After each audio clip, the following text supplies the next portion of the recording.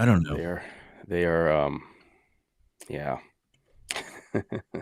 Marcella and I do this too. We just kind of ramble a little bit right before we start and let kind of everybody get signed in and follow it on a website. And now we're going to have to track that in multiple cities because I got some good news today. Actually, I got it, during the course of the week, but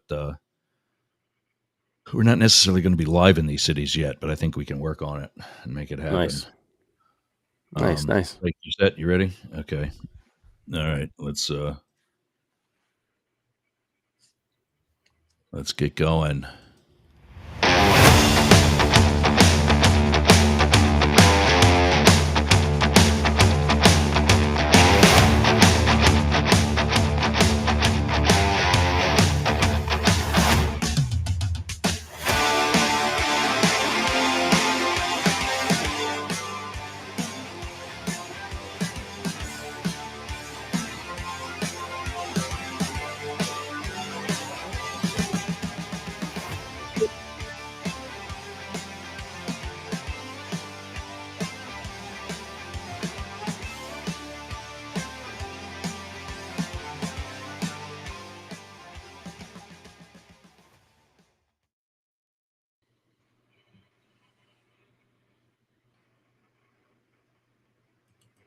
There we go. There we go. Sorry. Hey, gang. I'm back. I had to yell at the dog during the incoming intro music. It's the lunchtime happy hour. And I think I just heard it on 1490 because they were hot coming in here to us in how we mix with them. Anyway, 1490 WWPR in, as you heard a moment ago, Bradenton, Sarasota, Tampa Bay, and that's the news, is that we are now expanding to New York City, Boston, and DC. But the kicker is it might not actually be radio. They might be using my ugly mug and, well, our ugly mugs. And let's bring them in. The homeless conservative now has a home with us here. The lunchtime happy hour, Blake Fisher. And there he is. There is Matt Deemer, the 7th District Democrat. Yes. Wow. I got to practice that, I guess. You forgot who's on your show, man. I feel a little offended. The Democrat. You first call me ugly, and then you don't remember who I am. Like, this is kind of bullshit. What did I call you ugly? He said all of our ugly mugs. Exactly. Oh, okay. Yeah. Well, like, speak for yourself, bro. Yeah, I pretty much am speaking for myself, really.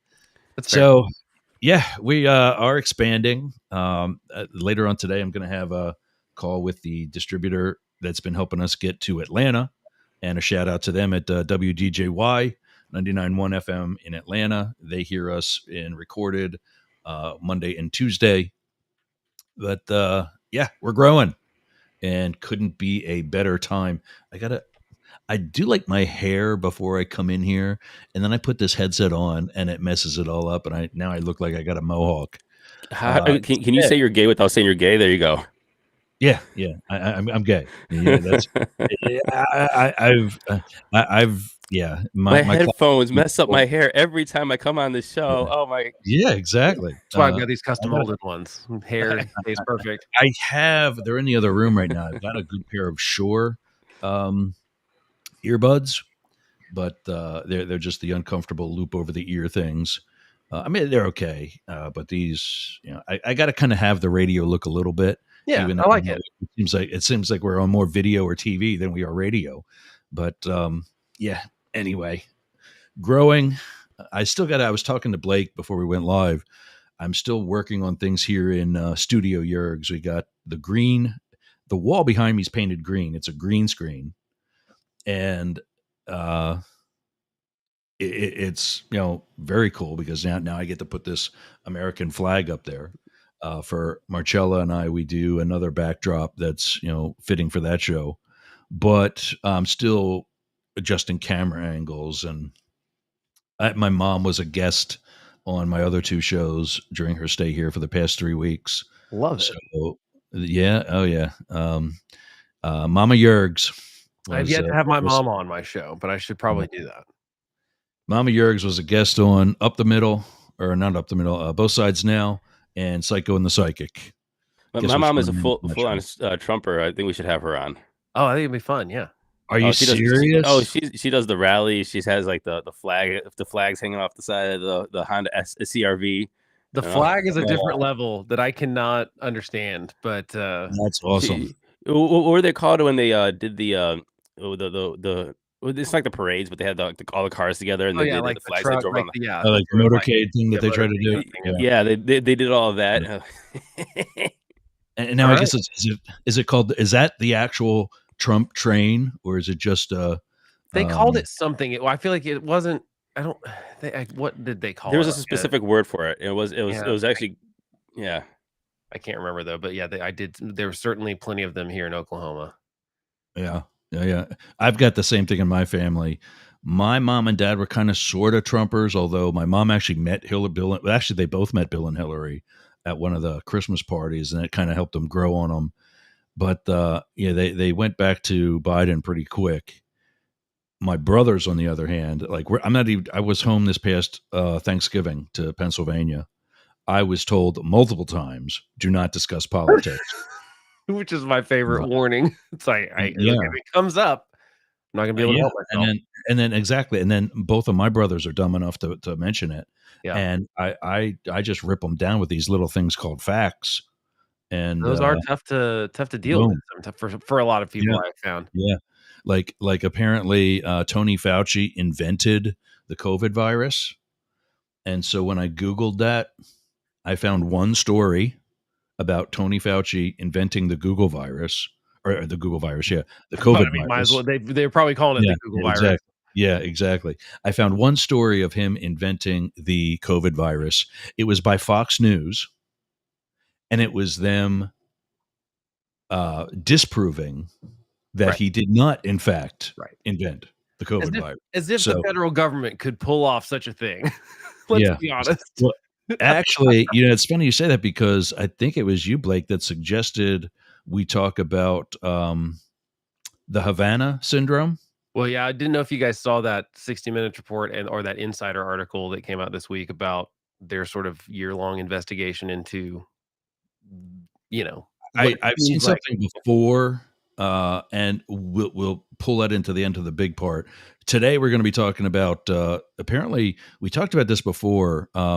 Justice Sotomayor Associate Justice Sotomayor is not doing well, or is she wanting to retire? Well, she travels with like a nurse and stuff. Like, she's got some health issues for sure. And I guess she had they had something to do with her in the last couple of weeks that kind of made the news. So that's actually pretty common. Not that every justice travels with a nurse, but I mean, let's go down the presidents, regardless if it's Trump or Biden or whoever. Let's go down the president's motorcade.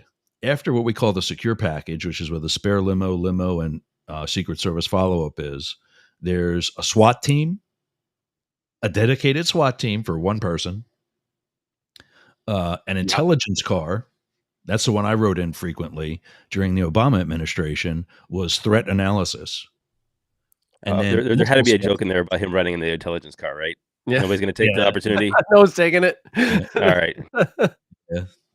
I know, oxymoron for the moron. And then, multiple staff cars, multiple press vehicles, and just like the own dedicated SWAT team, he has his own dedicated ambulance and doctor. And the vice president's very similar. And do you know what the difference is? We know who becomes president if the president dies, but it depends on who the president is that gets to replace the Supreme Court justice. So and whether or not they're the same party, right? Yeah. Exactly, and whether or not they're the same party as the Senate. Yeah, I mean, to me, it's a pretty clear thing. It's like, look, as the polls look right now, which obviously we've not gotten to talking about the polls yet, but it certainly looks like at best a toss-up right now. I think any kind of straight line projections to November are pretty foolish at this point. I think plenty of things will happen between now and then. But as of right now, it's either a toss-up or Trump's winning most of those battleground states. So it's a pretty good non-zero chance that it's not a Democrat in the White House in next year. I don't agree with that at all. And we talked about that last week too. But And I think the bigger thing with Sotomayor and the nurse and so on, is it time for term limits on SCOTUS, Supreme Court of the United States, and Congress? Yes, absolutely, yes, and 100%. Yeah, but who's going to vote for it? Congress is going to vote for their own term limits. I just don't see That's it the problem. happening. Never happened. I mean, Never I'm happened. generally for it. I don't think they should be as short as some people think they should be, because I think that I think what we're going to see in Congress in this next couple Congresses is like a lot of the senior people that have been there a while are leaving from both parties. Like quite a few people. And it's not historic. I actually read an article the other day that looked compared to, hey, are more people really leaving this Congress than have in the past? It's not the highest, but it is like in the top 3 Congresses as far as people just voluntarily leaving. And so my concern with that is that there's, I'm sure, a degree of stuff that you learn on the job and get better at while you're there, like any other job. And if 100%. everyone's freshman, all the time, I think that it would be hard to get some of that seniority. And, I think it's good to reward the good people and who do their job well with committee assignments and things like that. I think there's some of that needs to happen. But my concern is that when AOC comes in and beats the number 3 guy in the Congress, as far as in Democratic leadership, that there's no way that doesn't shake things up in a way that's negative for the party. I feel like, and obviously she's a huge fundraiser and stuff. So you can take what do you care more about, getting stuff done or fundraising? I think they clearly really, how did she get that? I think a lot of that support for her to get as high up as she did, as early on as she did, was frankly the fact that she had a big mouth. Yeah. I mean, and like, to me, like, her and Matt Gaetz are just opposite sides of the same coin, as far as like, they clearly don't actually care about legislating. They don't care about, and I think we're having more and more. I think she's come around. I think she's come around. She hasn't done anything yet. She's pretty sharp in some of the committee meetings. But anyway, I'm not sold. So what kind of term limits? You said that term limits would be too short. I actually have an opinion on this, but what do you think your term limits will be? Let's go around the horn. Is that what you say? Let's go to Blake first. Blake. I mean, sorry. 12 seems reasonable for Congress. I mean, that would give you 6 terms in. I mean, I might say the Senate could be a little longer. I for the House. Feel a little bit weird for it to just get 2 terms as senator.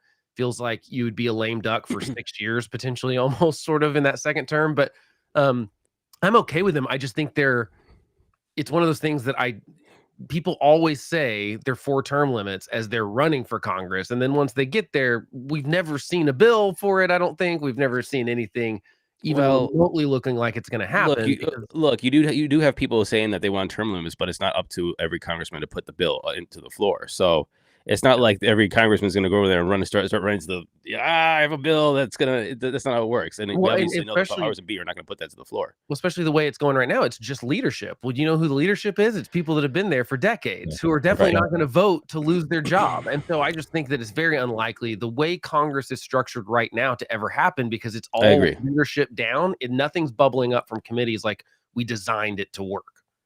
Ross, what do you think? What's your term limits? I would say I agree with 12 for the House, and leave it at 2-year terms. Make them continue to earn it, or maybe make them 4-year terms and limit them to 3 terms. But 12 years max for the House, 18 for the Senate, 3 6-year terms. Yeah. And the thing about there does Blake brought up a good point. 6 years is a long term to be a lame duck.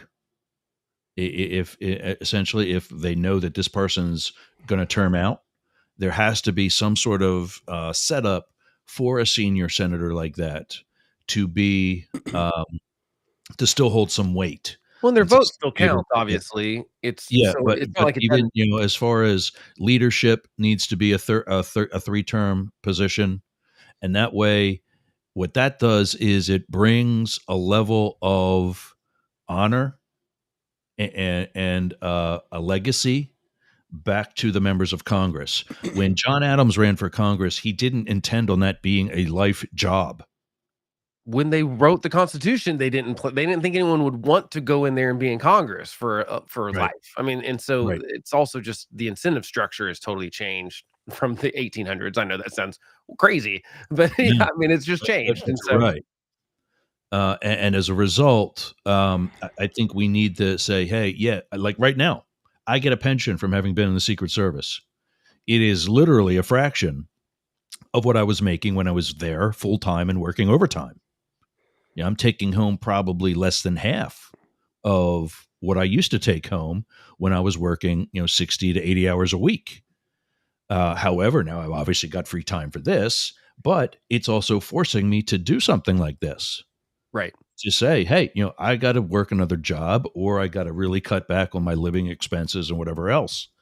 I just think that by limiting the amount of time that they can be there is an incentive for them to do something while they are there. Yeah. Matt, you're up. I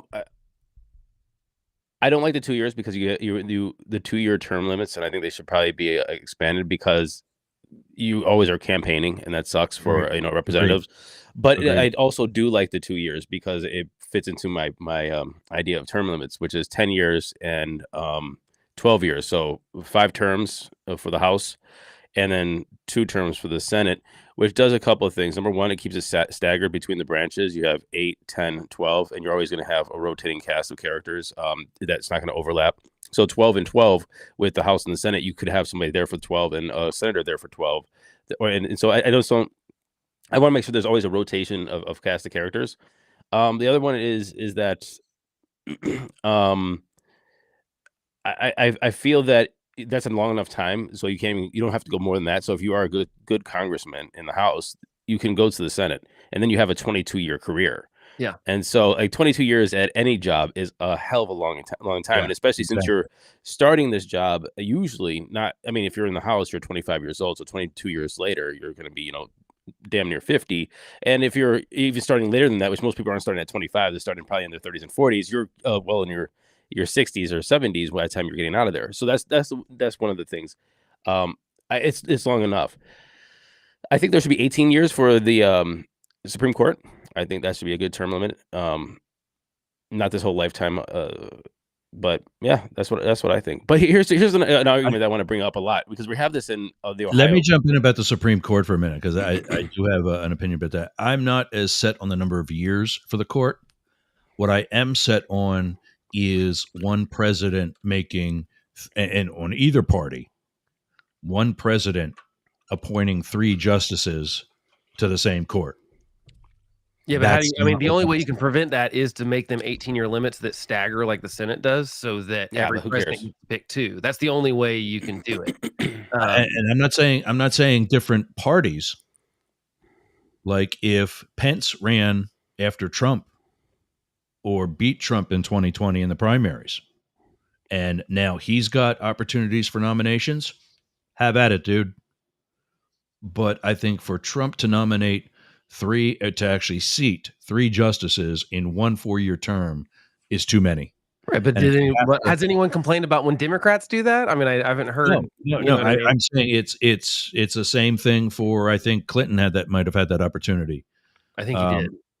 Don't quote me on that. It was RBG, and I'm brain farting. We don't have time to go into that, but yeah, I mean, I think to keep the balance, to keep the level of checks and balances, I think there needs to be a limit on how many one single president, and maybe it's a number per term. Like, okay, maybe if Trump did get reelected, his 3rd nominee comes in the 2nd term.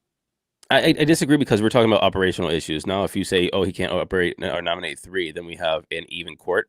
And then we have stalemates. And so, okay, we have 2 in an open seat. That doesn't make sense. So what? Then we just say, well, the Democrats get to nominate this one, or we wait for what about the vice president? The vice president can nominate the next one.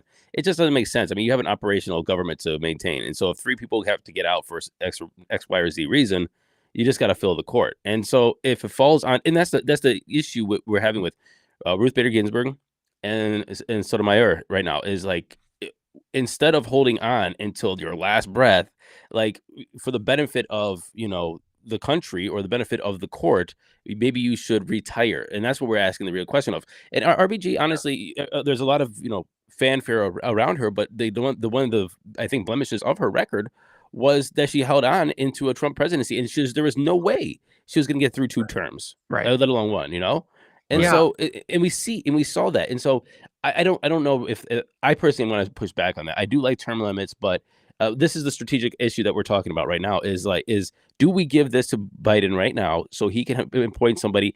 And imagine if we lose that seat. Now what is it going to be, a 7-2 conservative leaning court? Yeah. Like that's going to be big. That's real big. Yeah, but to me, the weirdest thing about all of this is that RBG, who's this, I think, sometimes over.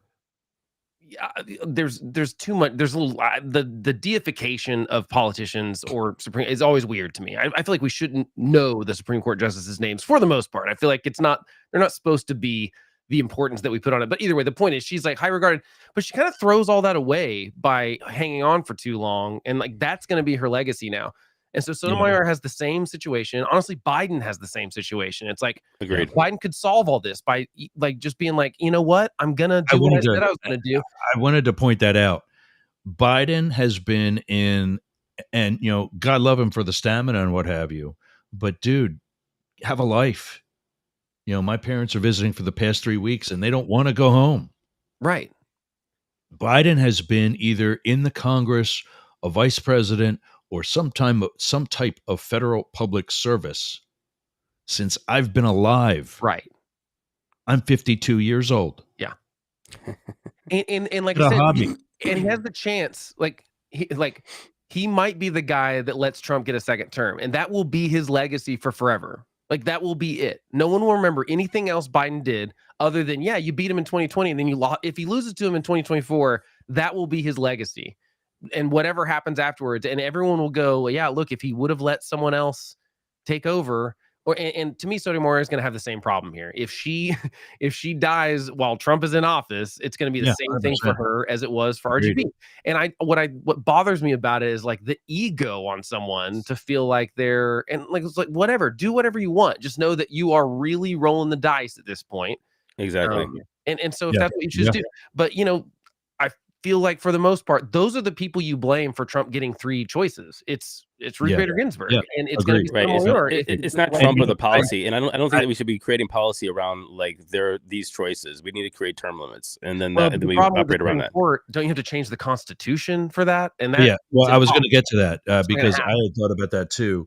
One thing I will say, I'll pull back on the limitations on the presidents and the number of appointments if there's actually term limits and they're staggered. Because that's going to keep it. If there's term limits, they're going to be out in whatever we say the number is, 18 years, let's say. By the time they're 50 and get nominated, or 60 and get nominated, they're going to be out by 80.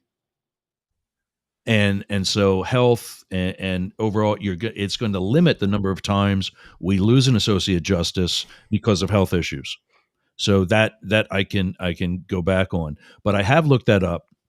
The one way to make changes, every single amendment to the Constitution after the Bill of Rights to today has been nominated or proposed by Congress. Right. And then they went to the states for ratification and then came back to the Congress for the final ratification. The only other way to change that is to convene the Constitutional Convention, which is what some far-right Republicans want to do. Yeah, but you still need 3/4 of the states to agree, right? And like, you're not going to find 75% of states that agree on anything right now. Well, no. What you need is it to make it through the convention itself, and then I think it goes to Congress to be voted on.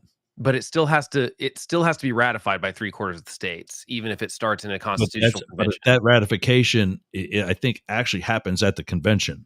It's both. And so like, I don't know all the particulars of it, but long story short, that is what we would need to do, because you both said it. We said it last week. We've been saying it. Congress is not going to put term limits on themselves. Right. I mean, no. Although they can legally, but the difference with the Supreme Court is that you have to change the Constitution. You don't have to change the Constitution for Congress, because it doesn't mention term limits. It doesn't mention unlimited term limits. So that can just be a law. Like, the difference is, but if it's a law, it can be changed with another law. Well, right, but Yeah, how which often we have know we can happen. how often are we doing that though? When people are like, "Yeah, but we can repeal that." I'm like, "Yeah, when's the last time you heard of Congress repealing a law?" It doesn't happen. It doesn't happen very much. There's Yeah, these correct. archaic ones on the book, so it's less likely that something gets changed once it is a law. But I'm pretty sure, and I could be wrong about this. Not a lawyer. I'm pretty sure there's a constitutional change that has to happen for there to be Supreme Court. Yes. Um, whereas there is not a constitutional change that has I to mean, have even congressional even one. the one impeachment of the one Supreme Court justice that was impeached in history was questionable as whether or not it could have been done in the first place. And I I don't don't know which remember one the that is. particulars about it, but I know there's been one justice that was actually impeached, and that actually came up with some, some questions. We got to move on to the next one anyway.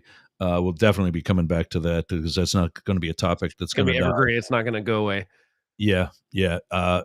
We got the Kennedy Jr. and Trump update. Um, Kennedy Jr. has been battling, and he was actually confronted earlier this week and late last week on his own family questioning his ability to serve. And then, in all actuality, you've got the same thing with Trump. His niece, Dr. Mary Trump, has been saying what really most of the world knows, and that is that he's crazy psychotic and not somebody that should be where he was or where he is or where he wants to go back to.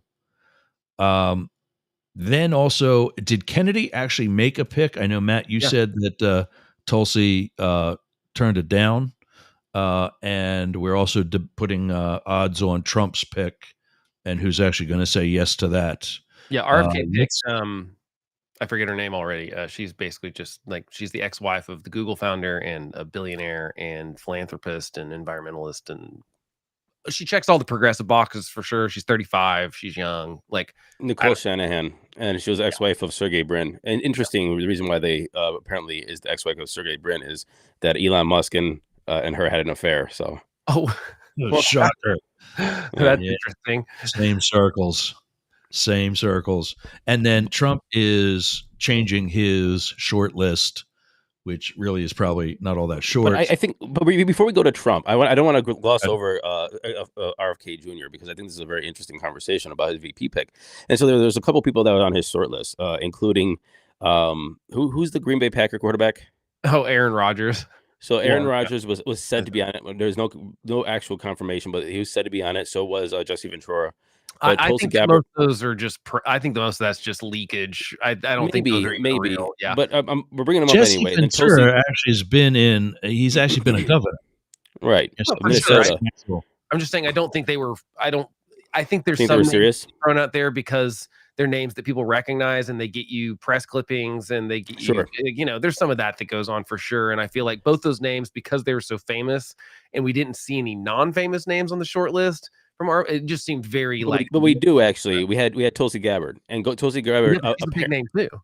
Yes, but she has immediately rejected the role. So that wasn't a spoof of trying to get whatchamacallit. She just went on CBS the other day that said, I was approached for them, offered the role, and then I rejected it.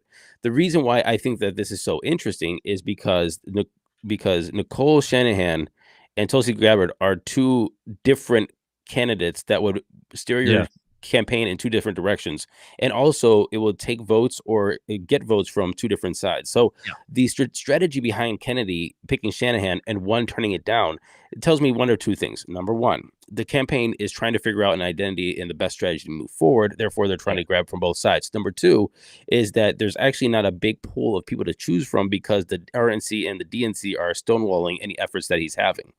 And so I think that's an interesting conversation because remember, he had to pick a VP before he actually got on most of the ballots. Like an independent candidate had to have a VP to get on the ballot itself. So he had to come out and get this done quick.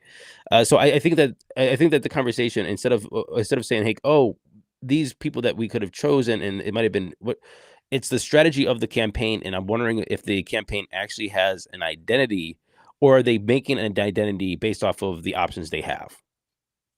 Oh, that's a good question. I mean,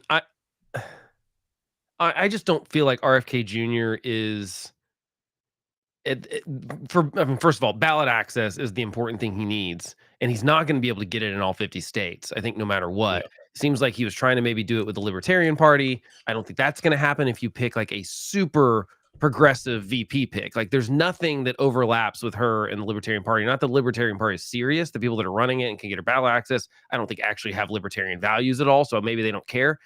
So I don't see him getting on all 50 states. Allegedly, it looks like he will be on the ballots in the battleground states. And so I think that's so he's going to be a spoiler. He's going to be spoiler. That's essentially what you're running for at this point.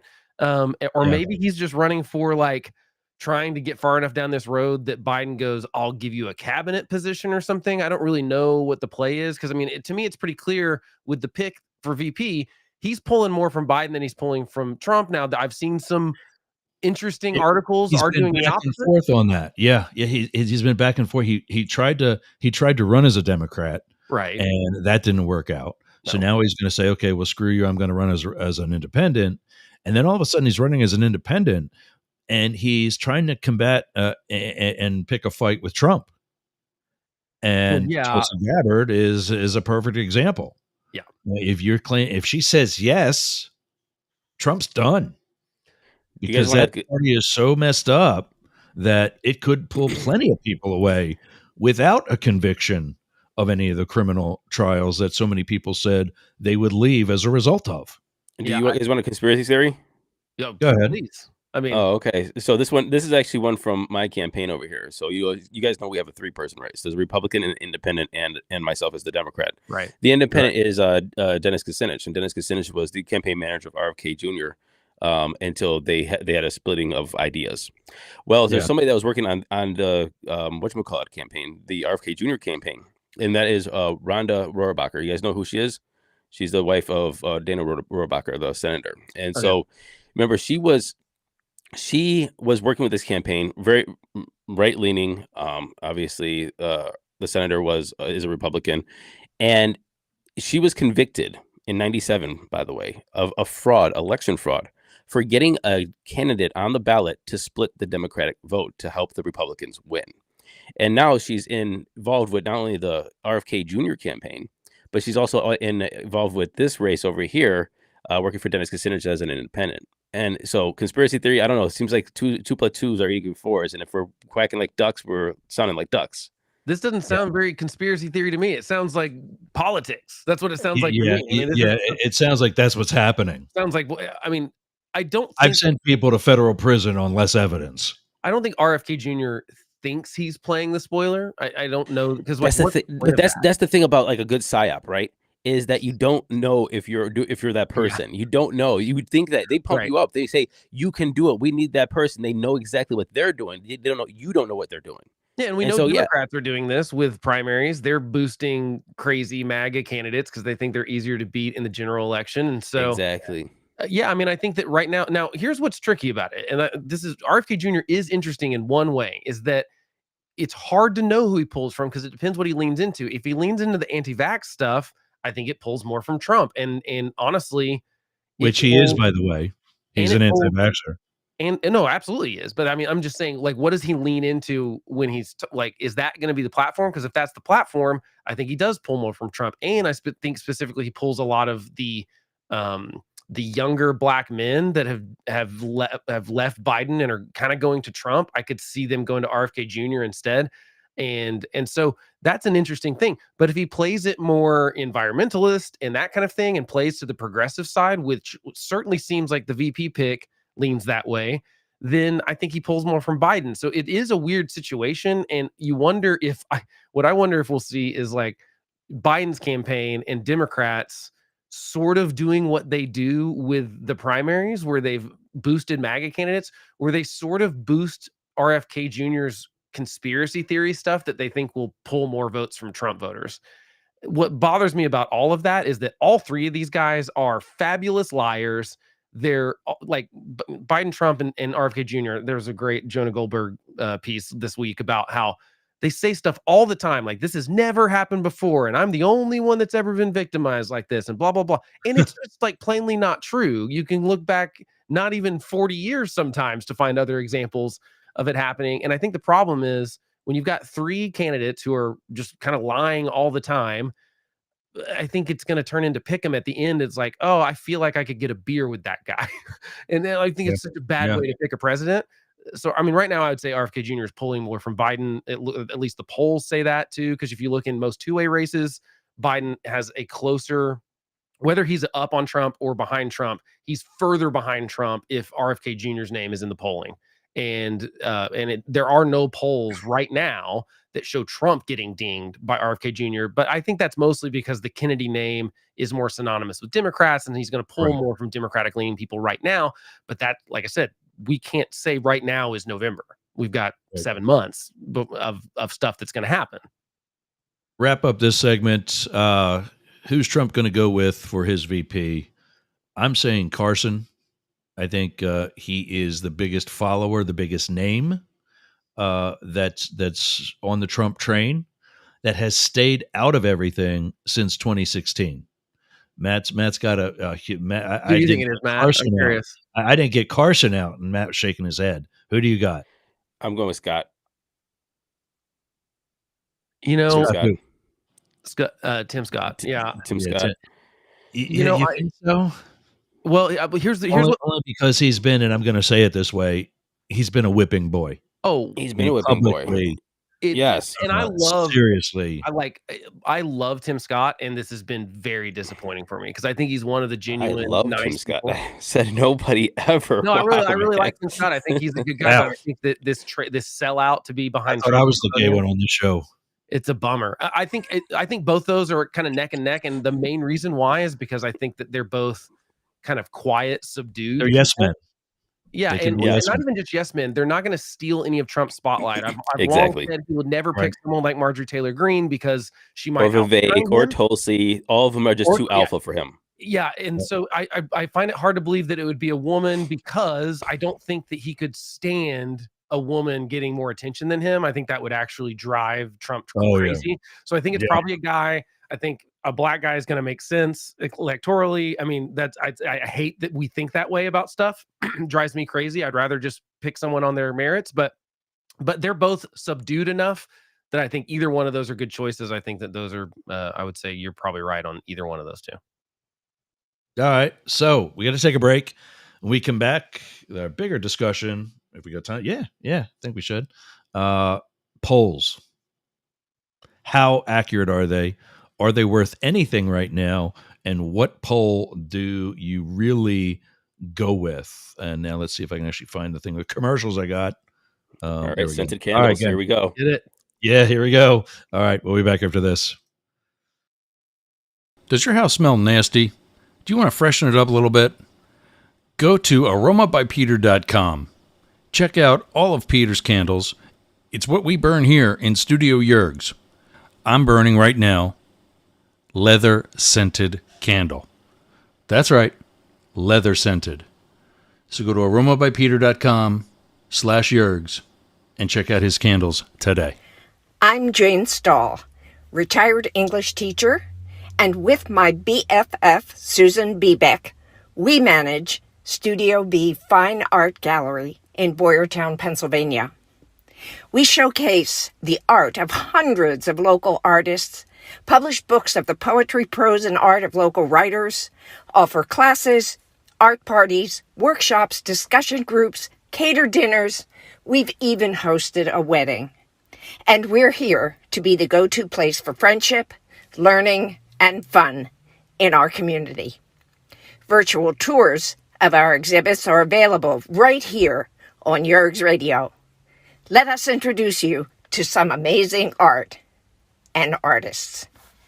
Check out Jane Stahl and everyone at Studio B in Boyertown, Pennsylvania. Please visit our YouTube channel, Talk TV 24. How's your website doing? I'll tell you how mine's doing. It's awesome. Yergs.com is gotta be the best website for anybody in podcasting or any sort of broadcast solo journalist like me. How did I get that? Limit Break Digital. Limit Break Digital did my website with Yergs.com. They did YergerGroup.com. They take care of my marketing, my branding, and help me get the message out to you. Go to limitbreakdigital.com/Yergs for 10% off your next project. That's a $3,000 site, Yergs.com. And you can get 10% off that by just going to limitbreakdigital.com/Yergs today. Talk to Jay. That's my guy. We all got a guy, and Jay's mine. limitbreakdigital.com. Hey gang, it's Yergs. Right now, our country is about to embark on yet another controversial presidential election. I have an actual question, legitimate question, as a political scientist and historian by education.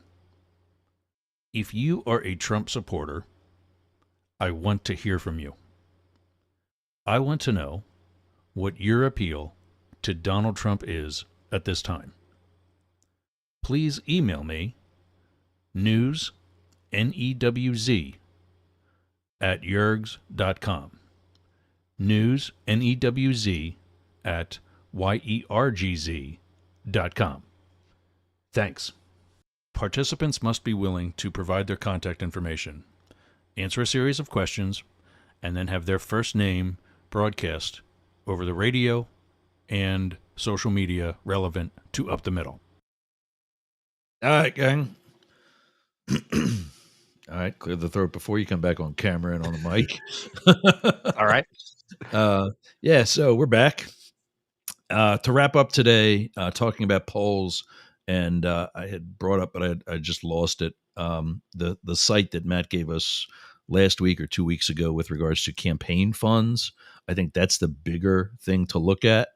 But I've been seeing a bunch of stories since last week's episode where Biden is leading in key states. Okay, well, now he's come from behind and he's leading in key states. Now, before you say, oh, that's BS, hang on. Because in our show notes today, there's a link for the one that I found today where Trump is leading in key states. What the hell? Who's leading in key states? And that same story, the journalist goes on to say that the media is a huge fail. And, you know, I'll let you guys tell me why she thinks it's a huge fail with polls right now. Matt, you're the one on the bigger expert on this. You started off. I'm an expert on it, huh? Wow. Yeah. Well, you're running a campaign. I mean, you got to know a little bit more than we do, I would think.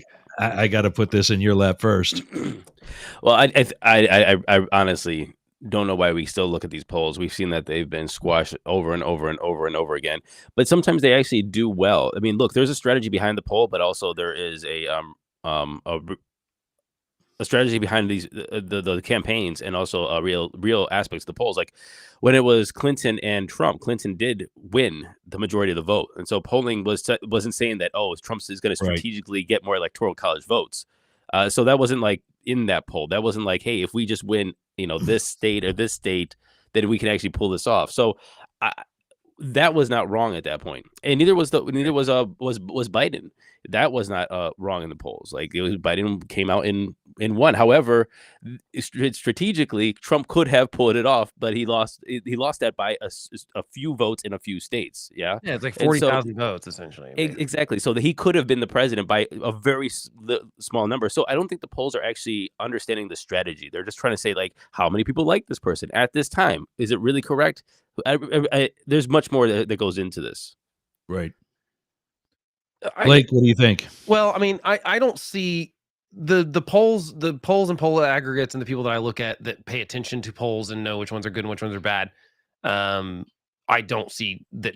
I think Trump, the only one that Biden's up now is in Pennsylvania, and that hasn't been a switch. He was behind. He's now ahead by 0.1 points in the Real Clear polling average, which I like. Real Clear, if you look back, they do a pretty good aggregation of polls in the sense that they're accurate. You look back at 2020, they were less than a point off on all the battleground states. Wisconsin there was very bad polling, but like you compare them to New York Times, they were off by 6 points, and New York Times was off by 11 points. And if you look at the overall thing, let's see, they were because they just called out New York Times this week because New York Times was calling them out saying that they leaned to Trump. They're like, no, we got them all right in 2020. Their total polling area, if you subtract Wisconsin, since it was bad for both them in New York Times, theirs would have been 0.7, and New York Times was like 3.5. So it's a pretty big difference in polling error there. So I mean, the RCP average has Biden only ahead in Pennsylvania right now, and has Trump up on all of them, and it's some of them pretty big, 4.5 points in Arizona, 3.5 in Georgia. I do think right now is weird for polling. We mentioned a little bit before we went on air was like, right now we'd still be in the primary for most elections, and we've already been out of primary land for like almost 2 months, because Super Tuesday wasn't even Super Tuesday-ish for either one of these candidates. It's weird. We sort of had 2 incumbents. We've not really had this. So I do think polling's going to have some struggles this year, because we cannot count on the norms of an election cycle. It's just not a normal election. But I think it's pretty clearly as close to toss up. But I mean, Trump's been pretty handily for the last 6 months. 6 months ago, I said, don't believe these polls, because I think the Democrats are trying to like kind of the sort of more liberal media is trying to go, look, this is scary. You got to pay attention to this. And I think it was a little bit of that, but then because it was just one poll that had Trump winning these battleground states, but that's changed over the last 6 months. It's been almost every poll consistently. I'm not saying that's a straight shot through November. I think with polling, the thing that really bothers me. Yeah, go ahead. I'm sorry. Again, I don't know the throat thing. It's that. The one thing I want to jump in about that, though, is what is being left out is probably the strongest deterrent about Trump, and that is the number of diehard Republicans that would turn on him should he be convicted. That's true. There's a decent number. It's like 30% of people that voted in primaries would say that they would not vote for him if he was convicted. I'm not convinced we'll have a trial before November. I like, and the New York one notwithstanding, I just don't know if the Stormy Daniels one can ding him the way the other ones can, because I think it is such a farce that I think most people. I mean, look at Monica Lewinsky. That helped Bill Clinton. Well, yeah, but he was already in his term. It doesn't. You know what I mean? Like we didn't have to have an election after that. And the point is, all this stuff and the Stormy Daniels stuff is stuff we already know about Trump. None of this has not been in the news. Now, I think it will be interesting to actually have video footage from a courtroom of the salacious details of the stuff. I think that might change some people's minds, but not really. I think the people whose minds it's going to change are suburban women who are already very much anti-Trump, but they're kind of in the double hater group. A lot of the suburban women, the stuff I've read. So I think it is interesting. The Pennsylvania thing is a little weird to me, that Biden doesn't go more in on. To me, the Israel stuff's a little interesting, that he's trying to toe that line, and he's so worried about the progressive part of his base. To me, it's pretty clear that the majority of the country, and even not majority of Democrats, but like more of his party is supportive of Israel than isn't. And especially in Pennsylvania, where there's a lot of Jewish people that live there. I mean, it seems like you gain more in Pennsylvania than you lose in like Michigan or Wisconsin from the really kind of progressive anti-Israel kind of Muslim groups that you have in a couple of counties in those states. To me, it doesn't make a lot of sense just strategically. I also think that he's just trying to talk out two sides of his mouth, and that kind of bothers me. But I wonder what the strategy. It seems like they're both just tiptoeing on all of this stuff, and it doesn't seem like they have great strategies for how they're going to actually win these states. Is it? Yeah. I mean, are they waiting, maybe creating some of the polls themselves, as they often do? Are they waiting to really, because I think things with the economy, we know the economy has been stronger under Biden, but the people haven't been feeling that. Yeah, because the prices are so much higher than they were just a few years ago. And I can't help but think that you're going to see a lot of those prices coming down. Oh, no. In September and October and by November. No, it won't happen. We will have no deflation. Deflation would be worse, actually. You don't really want that. Is not, would be not bad. good. You'd lose jobs.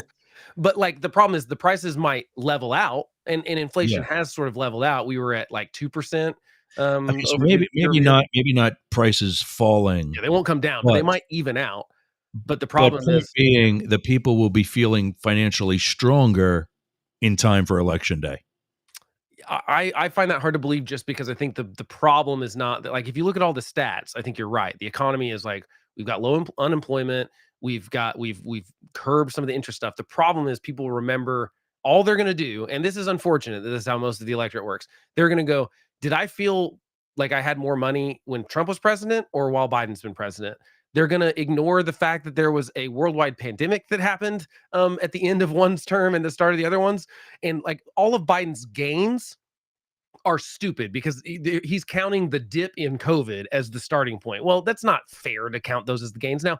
And I also just don't think the president should take as much credit for the economy because then they also get the blame for the economy. And the truth is they're not the ones pulling all these levers. Right. And the truth is same thing with the price of gas. And the inflation is both of their faults. And that's the other problem is that really Trump and Biden both spent in excessive amounts of money and added a supply side or a demand side problem to when we didn't have supply stuff. And they both increased the inflation. And the problem is people aren't going to look at the nuance of that. They're just going to go, I feel like my dollar went further when Trump was president, and so I'm going to vote for him. That's what it's going to come down to for most people. And I don't think Biden can change that perception because he can't make the prices go back to what they were in 2019. It's just not possible. Yeah, no, I didn't mean it to sound like that far of a dip. Oh, no, I know. Yeah. Basically for people to be feeling like this whole, we'll call it, what we know doesn't work, the trickle down effect, Wall Street is doing better. Inflation has leveled out or begun to level out. When people are even doing better, when you poll them, they say, I'm actually doing okay, but I don't think the economy is doing okay, which is kind of... So here's my metrics. When I was living in Los Angeles, I was grossing almost $160,000 a year. I was paying rent on a property that is equal in size. Actually, it's a smaller property, but the amount that I was paying, if you want to go dollar for dollar, was very close to what I'm paying now. It's actually less than what I'm paying now for my mortgage. I'm now grossing about $70,000 a year. So, less than half. I'm saving money. I'm paying to be on the air at 1490 AM WWPR. There's a station ID for you, world. I'm paying to be on the air at 99.1 WDJY, and those three other cities that I mentioned, I'm paying for that too. And I can do it. I was living paycheck to paycheck when I was making $160,000 under Trump. Yeah. But I just think that it's not. I think there's more stories just like that. We give way too much credit, and to be fair, it's because the presidents have demanded this credit to the president, whether it's good or bad when it comes to the economy or gas prices or pick it. And the truth is they just don't have, no, I mean, they can certainly affect it. And I think both Biden and Trump did affect the economy negatively by doing too much stimulus when we had a supply problem, and that just made the prices of everything jump up incredibly high. So I do think they're to blame for the inflationary stuff. We would have had some inflation after COVID, but not to the degree that we did if they wouldn't have just thrown so much money at voters. But no one looks at that as the negative thing. And the truth is the two things that are most important on voters' minds are inflation, so the price of stuff, and the border, neither of which fare very well for Biden. And so that's his battle. And to also have the fight with his progressive wing in the party, whereas I think both have to go after that 23% that say they don't like either one of them. And I don't see either one going after that ground. Yeah, I think you just named next week's major topic for us. And that is, really what's really going on with the border, especially that there was a bill in Congress that Donald Trump, not being in office, squashed. Yeah. I want to share screens for a minute. So let's be really vocal because a lot of this is on the radio. This is the site that Matt gave us 1 or 2 weeks ago. And there you see Trump leading in $200 and under. But Biden is not far behind, and he progressively catches up as you get to the $2,000 and over contributions where he's, silly leading Trump. Almost $34,000 almost $34 million to $7 million in contributions of $2,000 and over. And this is the individual contributor. So, Matt, is this excluding political action committees and corporations and things of that nature? I'm still acclimating to the site.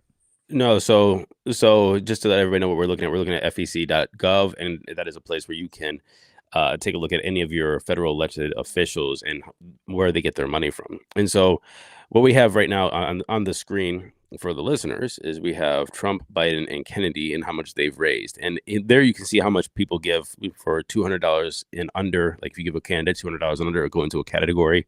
There's a category for 200 to 500, 500 to 1,000, 1,000 to 2,000, and 2,000 and over.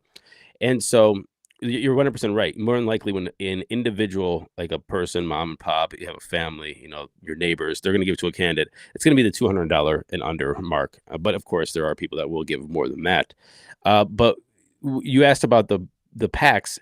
That's when you get the $2,000 and over, most likely $1,000 or $2,000 and over. That's where you get your companies, your PACs, or another spending or special interests, and maybe even just individual donors that are really big. You do a fundraiser like they did the fundraiser down in New York the other day, and if they are buying tickets for the max donation, which for the president I assume is the same as the Congress, $3,300. It is. They're probably all maxing out $3,300, and that's where that category is going to go, in the 2,000 and over. Okay, so but that's still, can corporations do more than $3,300 then? Yeah, if to a PAC, not to a candidate. Okay. So this doesn't show PAC stuff, right? This is just showing Republican, Democrat Party donations, and no, it does also as well. If you click on the 2,000 over and underline there, see the $33 million for Joe Biden, for example. Just click on that. That should pop up right into a list of everything. And if you want to sort by tops and or just the from most of less, you can click on amount or date received. You can see who's actually donating to there, and so you probably have a corporation here. Most of these people are individuals, but you would definitely have corporations, and you can see how much they gave as well. Okay. All right. Yeah, definitely put the link to that in the show notes. You can get that at yergs.com. There's a link there for show notes for every show that we do at Yergs Radio.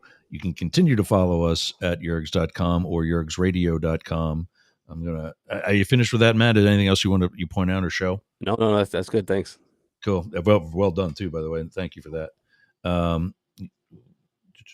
me see. There we go. I was gonna say, why am I so big? Yeah. Well, we do that when Marcella and I have a guest. We do that type of format, like right there, and we give the focus on the guest, because that's the person that we're really talking to or talking about or whatever. But this keeps us evened out.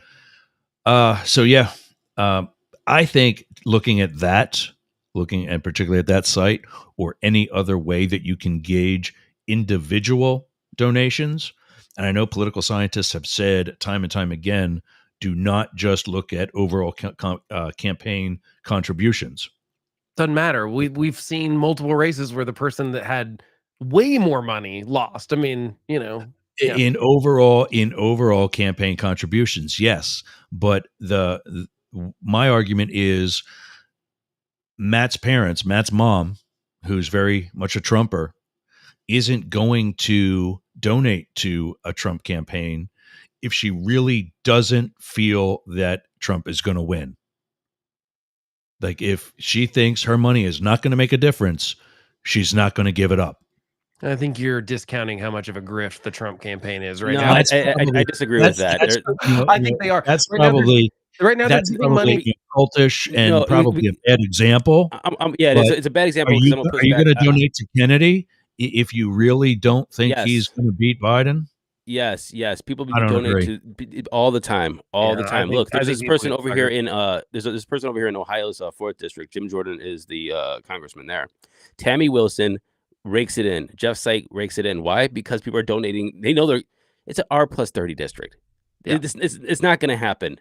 And even if Jim Jordan was in jail or he died and he was still on the ballot, he would still get elected. Yeah. So I've got two words for you. Beto O'Rourke. Look at how much money the Democrats spent on that empty suit trying to win Texas over the last several cycles. And they're catching up.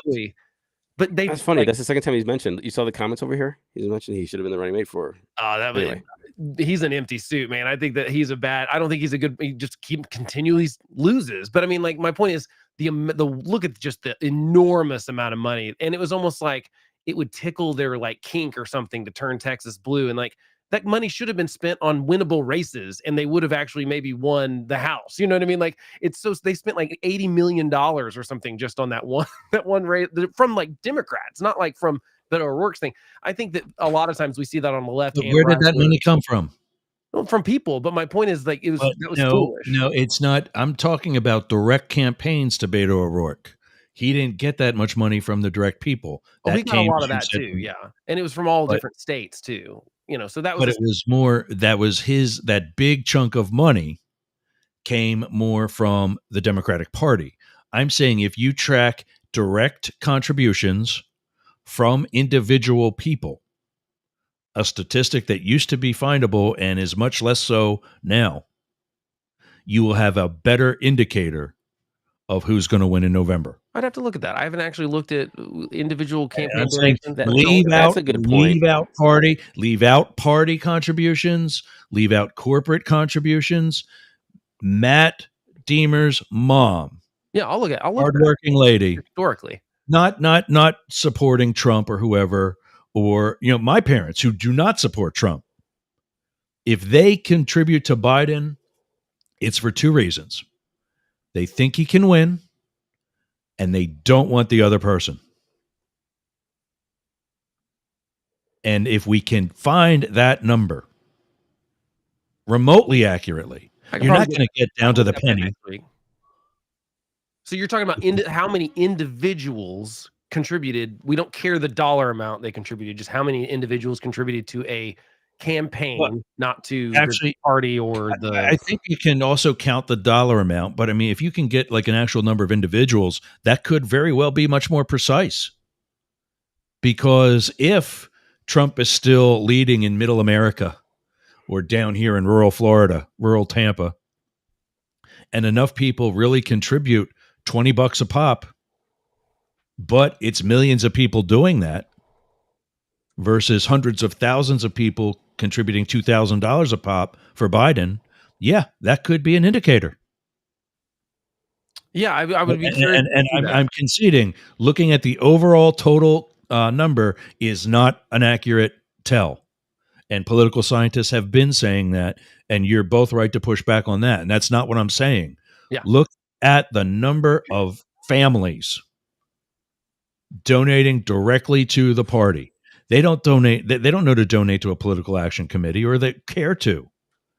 They want to donate unless they're already purposely, intentionally invested in a particular cause.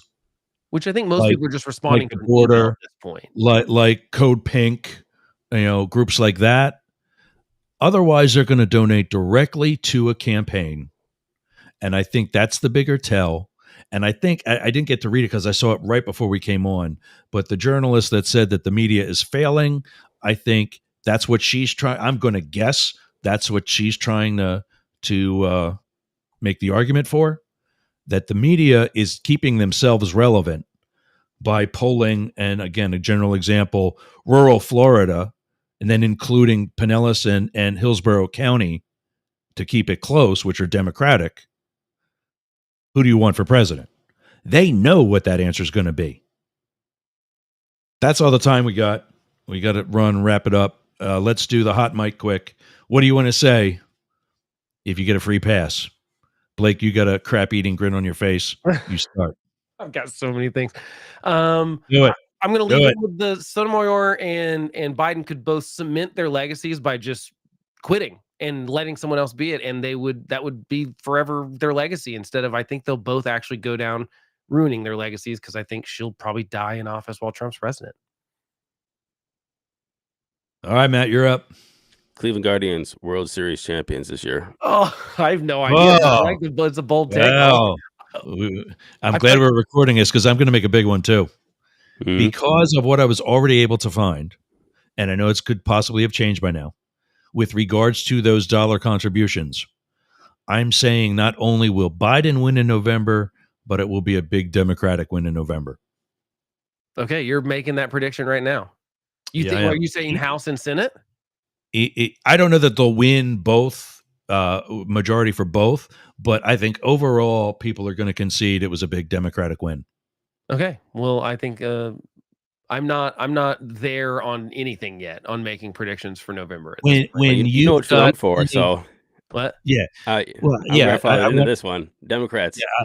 Yeah, I want to keep my co-host when he wins win his seat in Congress. I would lean towards we'll have a split.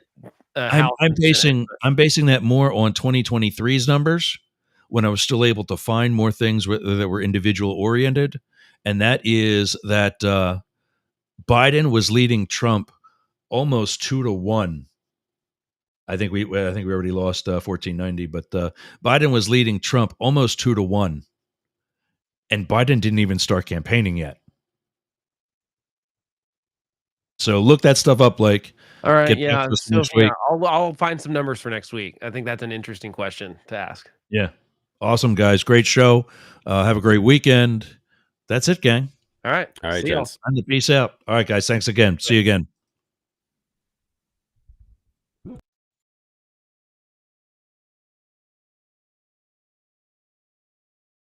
Why is that? Oops.